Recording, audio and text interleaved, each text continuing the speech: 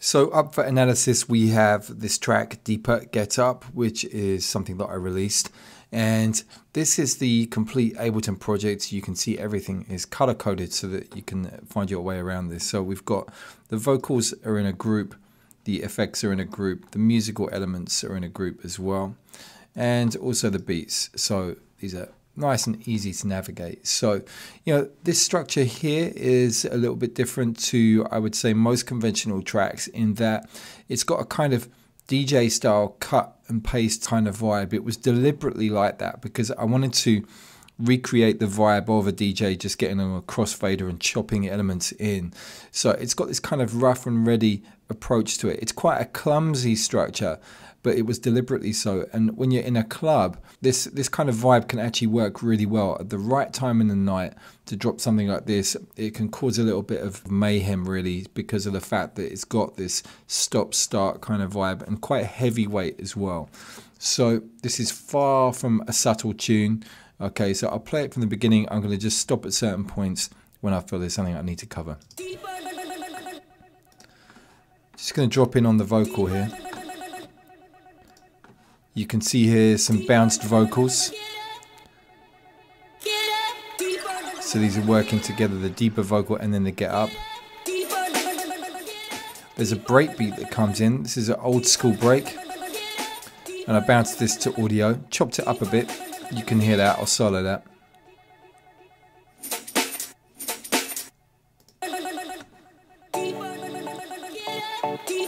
So this intro is very much like a DJ cutting in elements. It's a real kind of hip hop style vibe. The organ that's coming in, let me find that for you. So I'm just going to close the Vox folder, open this. Now this is quite funny. I could have played the chord in using an M1 organ because that's exactly what it is. But actually this is taken from a tune. You can see here this, it's basically an old Masters at Work dub of Debbie Gibson, One Step Ahead. And if you know that tune, when you isolate this, you'll start to think, oh my God, yeah, that is. But I triggered it differently to the original, so it becomes something new. I really liked the graininess, the noise in the original sample. So I just went with it, it was a quick idea, dropped into the simpler, and then moving forward. So once again, stop-start elements, drums coming in. And these were created using audio clips, and these kicks and hats were from other tunes. I basically took these out and cropped them. The technique that we looked at on that first week, I used that particular technique on this track. And so we've got these cutting and pasting in there. On and off contrast, almost like a call and response kind of flavor again.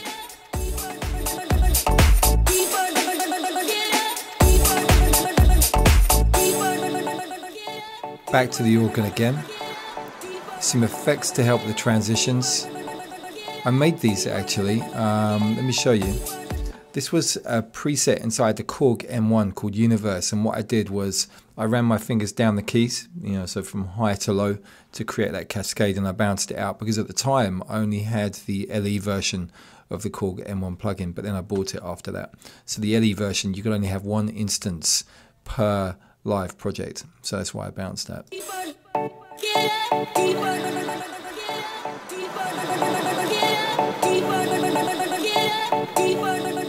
And then kick and hat, just to keep the energy moving forward, and then we pause, and then hit the old school break, and then back in full now. So all those elements pushing things forward. Cut and paste vibe comes back on here, a little pause before the next section. New hats to keep the energy moving forward. You can see on the next section coming up, there's a finger click.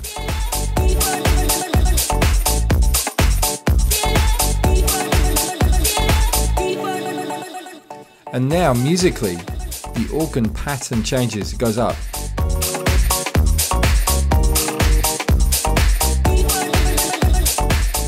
As does the bass line as well.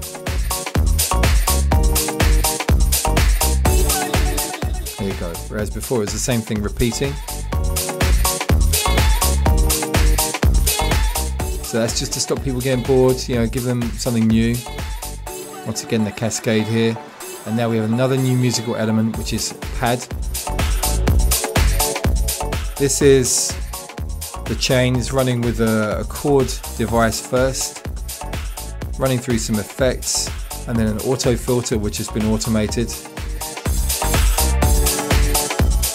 Compressor here side chaining, so the kick is ducking the volume of the pad.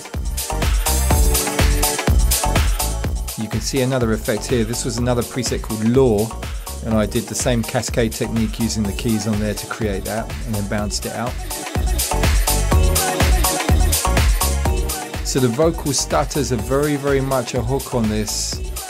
I used the beat repeat to create them and bounce them out because I wanted to make sure that they were consistent. I was using some random elements on the beat repeat, and so I didn't want it to be fresh and new every time. I wanted to actually bounce it out and commit some of those, so I chose the best ones that I liked, and you can see the results here. I wanted a total different contrast here. So this is the middle section of the tune, so it's a change. It's got that heavyweight cut and paste stuff going on again. So a progression of that vocal there, changing the way it's edited. But like I said, these were bounced from beat repeat. Okay, I just picked good ones that I liked.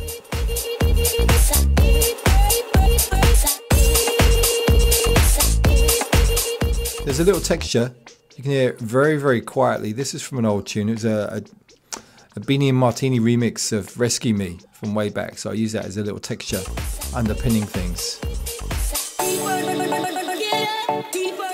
So once again, we're back on the intro, just a kind of reference to the very beginning of the tune, because remember, a DJ might have been actually bringing that in on top of a track previously. Now it's on its own. And once again, like a crossfader, bringing the tune in, cutting it out, and then bringing it in again. The effect again to help that transition, and then everything back in. You can also see on the main kick, just to add some drama here, I've used it to reduce the low frequencies on there. So you see that over here now. The bass is still heavy though, so it's like a nice contrast. Yeah, this is a really relentless vocal hook, you know, so it's changes like this really help keep things moving. There we go.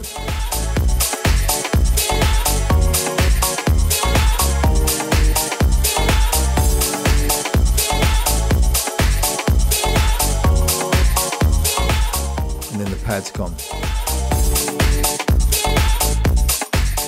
So we're now in the territory for the DJ to mix the next tune in. So we're gradually stripping the elements down. So you can see here this finger click, and this was another M1 thing. So I was playing this. Sometimes I was playing this high pitch and then low. So I'll try and find an example of that. That was earlier probably. There you go. So high and low alternating.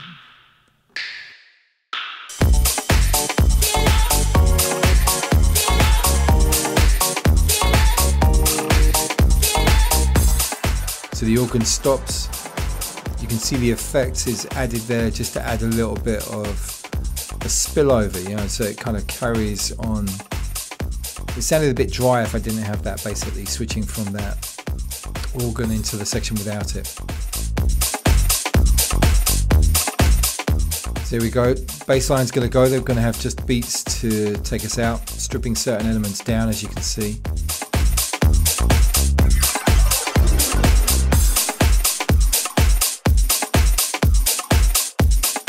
So by now, you know, the DJ really should have been having the next tune emerging into the mix. Starts stripping down, the break takes away. So the beat is much more simplified now. So it makes it easier for the DJ with the new tune coming in, because the new tune coming in is probably going to get more complex by this point. I mean, I'd suggest with club tunes, always try and think of the DJ, you know, with these tunes. It's very rare that they're listened to in isolation at home. So, you know, it's there to do a job, and that's, you know, to be part of a DJ set. Very end, I think just a little 909 crash.